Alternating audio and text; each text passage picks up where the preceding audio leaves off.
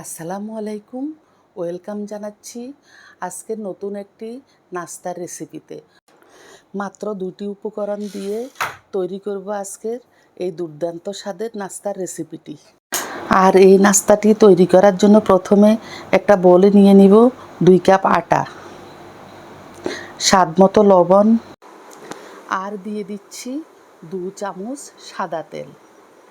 আপনারা এখানে আটার পরিবর্তে ময়দাও ব্যবহার করতে পারেন। এবার তেলের সাথে আটা ভালোভাবে মিশিয়ে নিব। এবার নর্মাল টেম্পারেচারের পানি দিয়ে একটা ডো তৈরি করে নিব। আমি একবারে পানিটা দিচ্ছি না, অল্প অল্প করে পানি দিয়ে আমি ডোটা তৈরি করে নিব। আর ডোটা হবে আমরা যেভাবে রুটি লুচি তৈরি করার জন্য ডো তৈরি করি ঠিক সেই রকম। এবার আমি ডোটাকে 10 মিনিটের জন্য রেস্টে রেখে দিব।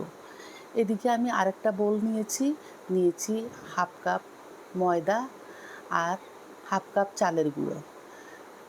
তার সাথে দিয়ে দিচ্ছি স্বাদ অনুযায়ী লবণ, দিয়ে দিচ্ছি সাদা তিল 2 চামচ, চিলি ফ্লেক্স 1 চামচ দিয়ে ভালোভাবে মিশিয়ে নিচ্ছি। এবার অল্প অল্প করে পানি দিয়ে আমি একটা পাতলা ডো তৈরি করে নিব। দেখতেই পাচ্ছেন আমার ডোটা কীরকম পাতলা হয়েছে। এখন আমি আগের থেকে আলু সিদ্ধ করে ম্যাশ করে রেখেছিলাম, তার মধ্যে দিয়ে দিচ্ছি হাফ কাপ পেঁয়াজ কুচি, কিছু ধনেপাতা কুচি, স্বাদ অনুযায়ী লবণ, 1 চামচ চিলি ফ্লেক্স, আর দিয়ে দিচ্ছি 1 চামচ চাট মশলা, 2-3টা কাঁচামরিচ কুচি। আপনারা যেইভাবে ঝাল খান সেই অনুযায়ী ঝালটা দিয়ে নেবেন, বাড়িয়ে কমিয়ে দিবেন। আমি যে 1 চামচ চাট মশলা দিয়েছি, এই চাট মশলার কারণে পুরের স্বাদ অনেকটাই বেড়ে যাবে। আগে যে ময়দার ডোটা আমি মেখে নিয়েছি সেটা এখন আমি নিয়েছি। আমি 2টা ভাগে ভাগ করে 2টা রুটি তৈরি করব। এখন আমি শুকনো আটা দিয়ে প্রথমে একটা রুটি তৈরি করে নিচ্ছি। রুটিটা মোটাও হবে না, খুব বেশি পাতলাও হবে না। এখন রুটিটা বেলা একদম রেডি হয়ে গিয়েছে।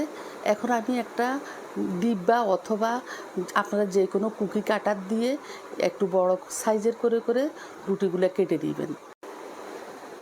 তারপর আমি লিচিগুলার ভিতরে 1 চামচ করে আলুর পুর দিয়ে ভরে ভাজ করে নিব। আর এই নাস্তাটি তৈরি করা অনেক সোজা। অবশ্যই আপনারা বাড়িতে এই রেসিপিটি তৈরি করবেন। দারুণ স্বাদের খেতে হয় আর খুবই মুচমুচে। দেখতেই পাচ্ছেন সবগুলো নাস্তা আমার রেডি হয়ে গিয়েছে। আমি যে পাতলা একটা ডো রেডি করে রেখেছিলাম চালের গুঁড়া আর ময়দা দিয়ে, তার মধ্যে আমি কিছু ধনেপাতা দিয়ে আবার একটু মিশিয়ে নিয়েছি। এখন চুলাতে পর্যাপ্ত পরিমাণে তেল বসিয়ে দিয়েছি। তেলটা গরম হয়ে আসলে ওই যে পাতলা ডোটার মধ্যে চুবিয়ে এখন তেলের মধ্যে দিয়ে দিব। আর চুলার হিটটা মিডিয়ামে রেখে নাস্তাটা ভেজে তুলতে হবে। একটু সময় নিয়ে ভাজলে খেতেও খুব মুচমুচে লাগবে। অনেক কম সময়ে এই ইজি নাস্তাটি সকালে এবং বিকেলে একদম চায়ের সাথে জমে যাবে। দেখতেই পাচ্ছেন আমি এগুলাকে উল্টিয়ে পাল্টিয়ে ভালোভাবে ভেজে নিচ্ছি। অনেক মুচমুচে ভাজা হয়েছে, দেখতেও অনেক সুন্দর হয়েছে। এবার আমি একটা একটা করে তেলের থেকে তুলে নিব। একইভাবে আমি বাদবাকি সবগুলা ভেজে নিব। এখন আমার সবগুলা পুরি ভাজা একদম রেডি। এটা আমি পরিবেশন করব ঘরে একটা চাটনি বানিয়ে।